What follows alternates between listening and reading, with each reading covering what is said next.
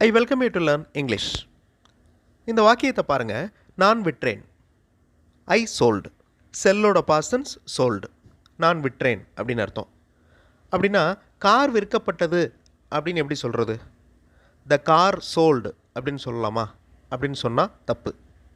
The car is sold அப்படின்னு சொல்லணும். இல்லைனா the car was sold அப்படின்னு சொல்லணும். நான் சொன்னேன். நான் சொல்லப்பட்டேன். எனக்கு சொல்லப்பட்டிருந்தது. இந்த 3 வாக்கியத்தையும் எப்படி இங்கிலீஷில் சொல்கிறது? நான் மேக்ஸிமம் எல்லா வீடியோஸ்லையும் சொல்லியிருப்பேன். ஒரு வேர்ப், ஒரு வேலையை குறிக்கும் வார்த்தையை லேர்ன் பண்ணுறப்ப அந்த வேர்போட past form, past participle form ரெண்டையும் தெரிஞ்சுக்கணும். That is very important. See பார், சா பார்த்தேன், சீன் பார்த்து விட்டேன். இப்போ ஸ்க்ரீனில் 12 சென்டென்சஸ் பார்க்குறீங்க. இந்த 12 வாக்கியங்களில் எந்த வாக்கியம் தப்பு? வீடியோ பாஸ் பண்ணிவிட்டு யோசிங்க. அந்த கிராமர் மிஸ்டேக் இருக்கிற வாக்கியத்தை உங்களால் கண்டுபிடிக்க முடியுதா அப்படிங்கிறத பாருங்கள். பார்த்துட்டு இந்த வீடியோ கண்டினியூ பண்ணுங்கள். I welcome you to this channel Sentax. உங்களுடைய ஸ்போக்கன் இங்கிலீஷ் ஸ்கில்லை டெவலப் பண்ணுறதுக்கு வீடியோஸ் அப்லோட் பண்ணிட்டு வரேன். ப்ராக்டிஸ் பண்ணிகிட்டே இருங்க, கண்டிப்பாக டெவலப்மெண்ட் இருக்கும். ஆல்ரெடி இந்த சேனலில் 2 டைம்ஸ் நான் வேறு எக்ஸாம்பிள்ஸோடு அப்லோட் பண்ண வீடியோ தான் இது. அடிக்கடி கமெண்ட்ஸில் இந்த டவுட் வர்றதுனால again one more time repeat பண்ணுறேன். இப்போ நான் சொன்னேன், நான் சொல்லப்பட்டேன், எனக்கு சொல்லப்பட்டிருந்தது, எனக்கு சொல்லப்பட்டது, இந்த மாதிரி வாக்கியங்கள் எப்படி எழுதலாம் அப்படிங்கிறத பார்க்க போகிறோம்.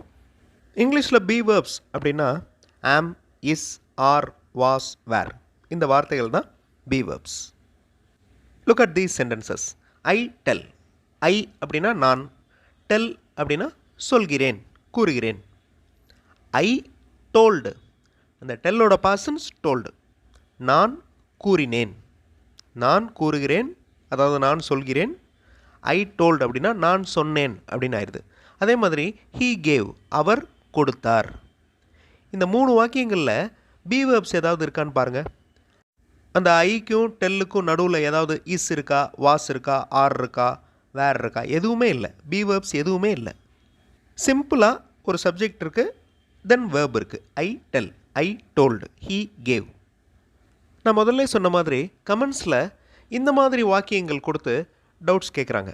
ஸோ அதுக்காக நான் ரிப்பீட் பண்ணுறேன். ஆல்ரெடி பார்த்தவங்க அகெயின் ரிவைஸ் பண்ணிக்கோங்க. ஐ டோல்டு, இந்த வாக்கியத்தில் பி வேர்ப்ஸ் எதுவுமே இல்லை நடுவில். இப்போ பி வேர்ப்ஸ் கொண்டு வருவோம்.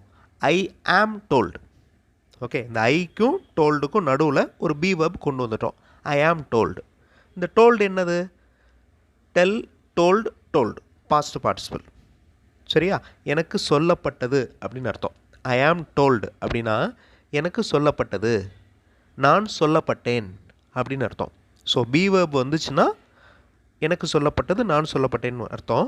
பி வேர்ப் இல்லைன்னா இந்த ஃபஸ்ட்டில் இருக்குது பாருங்கள், ஐ டோல்டு, நான் சொன்னேன் அப்படின்னு அர்த்தம். ரெண்டுக்கும் இருக்கிற டிஃப்ரென்சஸ் நல்லா பார்த்து வச்சுக்கோங்க. இதில் நீங்கள் முக்கியமாக கவனிக்க வேண்டியது பி வேர்புக்கு அடுத்து வர்ற வேர்பு இங்கே இருக்குது பாருங்கள். He is given. ஓகே, அந்த இஸ்ங்கிறது பி வேர்ப், கிவன் அப்படிங்கிறது பாஸ்ட் பார்ட்டிசிபிள். ஸோ பி வேர்ப்ஸ்க்கு அடுத்து வர்ற வேர்ப் பாஸ்ட் பார்ட்டிசிபிளாக தான் இருக்கணும். சரியா? ஹீ கேவ், இது வந்து சிம்பிள் சென்டென்ஸ். வெறும் சப்ஜெக்ட் வேர்ப் மட்டும்தான் இருக்குது, பி வேர்ப் எதுவுமே இல்லை. ஹீ கேவ், அவர் கொடுத்தார். He is given, B verb வந்துருச்சு, அவருக்கு கொடுக்கப்பட்டது அப்படின்னு அர்த்தம். இனிமேல் உங்களுக்கு ஈஸியாக புரியும். ஐ டோல்டு, நான் கூறினேன். ஐ ஆம் டோல்டு, எனக்கு சொல்லப்பட்டது. ஐ வாஸ் டோல்டு, ஆமோட பாஸ்டன்ஸ் வாஸ். ஓகே, அப்போ ஐ ஆம் டோல்டு அப்படிங்கிறது simple present tense, I was told அப்படிங்கிறது பாஸ்டன்ஸ், கடந்த காலம், எனக்கு சொல்லப்பட்டிருந்தது அப்படின்னு அர்த்தம்.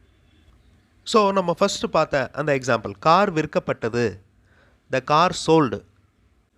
ஒரு கார் ஹியூமன் பீயிங் மாதிரி விற்கிது அப்படின்னு அர்த்தம். ஸோ ராங், மீனிங்கும் இல்லை. த கார் சோல்டு அப்படின்னு சொன்னால் த கார் இஸ் சோல்டு அப்படின்னு இருக்கணும், இல்லைனா த கார் வாஸ் சோல்டு அப்படின்னு இருக்கணும். ஹீ எக்ஸ்பிளைன்டு, அவர் விளக்கினார், விளக்கம் கொடுத்தார்.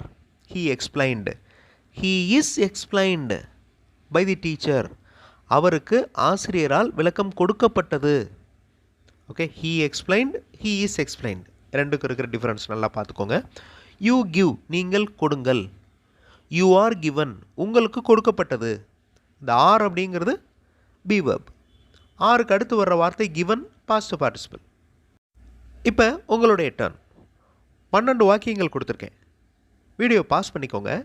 எந்த வாக்கியம் கிராமட்டிக்கலி ராங், தப்பாக இருக்குது அப்படிங்கிறத கண்டுபிடிங்க. மற்ற சென்டென்சஸோட மீனிங்கையும் தெரிஞ்சுக்கோங்க. வீடியோ பாஸ் பண்ணிவிட்டு ஆன்சர் கண்டுபிடிக்கிறதுக்கு ட்ரை பண்ணுங்கள். கண்டிப்பாக உங்களால் ஈஸியாக கண்டுபிடிக்க முடியும். வீடியோ பாஸ் பண்ணிக்கோங்க. ஆன்சர் ஃபியூ செகண்ட்ஸில் டிஸ்பிளே ஆகும். தே மூவ்டு, அவர்கள் அசைந்தார்கள். தே மூவ்டு, இது கரெக்ட். வி ஆர் ஸ்டாண்ட், இது ராங். இந்த சென்டென்ஸ் ஏன் ராங்? வி ஆர் அப்படின்னு வந்திருக்கு. ஸோ பி வேர்ப் வந்துருச்சு. அப்போ பி வேர்பை ஃபாலோ பண்ணுற வேர்ப் பாஸ்ட் பார்ட்டிசிபிளாக இருக்கணும். ஆர் ப்ரெசன்ட் கண்டினியூஸ் டென்ஸாக இருக்கணும். ஓகே, வி ஆர் ஸ்டாண்டிங் அப்படின்னு தான் இருக்கணும். வி ஆர் ஸ்டாண்டு அப்படின்னா நாங்கள் ஒரு ஸ்டாண்டு அப்படின்னு அர்த்தம். So grammatically meaningfully wrong. She is walking, இது கரெக்ட். அவள் நடந்து கொண்டிருக்கிறாள். தே ஆர் மூவ்டு, அவர்கள் அசைக்கப்பட்டனர், அதாவது அவர்கள் நகர்த்தப்பட்டனர். ஸோ இந்த sentence correct. They are ran, this is grammatically wrong sentence. They are running அப்படின்னு இருக்கணும். தே ஆர் டாக்டர்ஸ், அவர்கள் மருத்துவர்கள், இது கரெக்ட். ஐ ஆம் வாட்ச்டு, நான் கவனிக்கப்பட்டேன். ஐ ஆம் வாட்ச்டு. ஐ ஆம் வாட்சிங், நான் கவனித்து கொண்டிருக்கிறேன். ஐ ஆம் வாட்ச் அப்படின்னா தட் இஸ் ராங். ஓகே, ஐ ஆம் வாட்ச் அப்படின்னா நான் ஒரு கடிகாரம் அப்படின்னு அர்த்தம். இந்த இடத்துல நவுனாக மாறிடுது. ஐ வாட்ச், நான் கவனிக்கிறேன். ஹீ இஸ் பிரைஸ்டு, அவர் பாராட்டப்பட்டார், வாழ்த்தப்பட்டார். He is praised. He praised, அவர் வாழ்த்தினார், அவர் பாராட்டினார். இன்னொரு சின்ன எக்ஸசைஸ். இந்த சென்டென்ஸை கரெக்டாக மேட்ச் பண்ணுங்கள். ட்ரான்ஸ்லேட் பண்ணி கரெக்டாக மேட்ச் பண்ணுங்கள். வீடியோ பாஸ் பண்ணிக்கோங்க. ஆன்சர் ஃபியூ செகண்ட்ஸில் டிஸ்பிளே ஆகும். சைல்டு லிஃப்டட், இது சிம்பிள் சென்டென்ஸ். ஒரு சப்ஜெக்ட் இருக்குது, ஒரு வேர்ப் இருக்குது. சப்ஜெக்ட் சைல்டு, லிஃப்டட் அப்படிங்கிறது வேர்ப். குழந்தை தூக்கியது. சைல்டு இஸ் லிஃப்டட், குழந்தை தூக்கப்பட்டது. இந்த 2 வாக்கியங்களையும் எப்போவுமே ஞாபகம் வச்சுக்கோங்க. உங்களுக்கு இந்த ஸ்ட்ரக்சர், இந்த கிராமர் ஈஸியாக ஞாபகத்தில் இருக்கும். சைல்டு லிஃப்டட், குழந்தை தூக்கியது. சைல்டு லிஃப்டட் எ டாய் அப்படின்னு சேர்த்துக்கோங்க.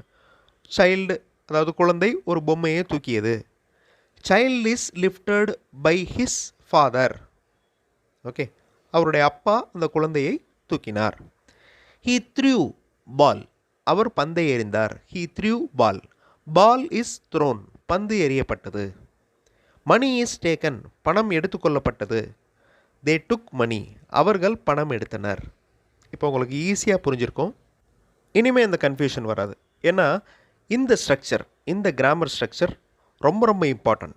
இங்கிலீஷ் கம்யூனிகேஷனில் அடிக்கடி யூஸ் பண்ணுவோம் இந்த மாதிரி. அதாவது பி வேர்ப் வச்சு அதுக்கு அடுத்து வர்ற வார்த்தை past participle and present continuous tense. இந்த ரெண்டில் ஏதாவது ஒன்று இருக்கும். ஓகே, ஸோ இதே மாதிரி சென்டென்சஸ் நீங்களாக ஃப்ரேம் பண்ணி ப்ராக்டிஸ் பண்ணிட்டீங்கன்னா இந்த கிராமர் உங்களுக்கு எப்போவுமே மறக்காது. அடுத்த வீடியோவில் இன்னொரு இன்ட்ரெஸ்டிங்கான கிராமர் போர்ஷன், இன்ட்ரெஸ்டிங்கான கிராமர் எக்ஸசைஸோடு பார்க்கலாம். தேங்க்ஸ் ஃபார் வாட்சிங் and thanks for your valuable comments.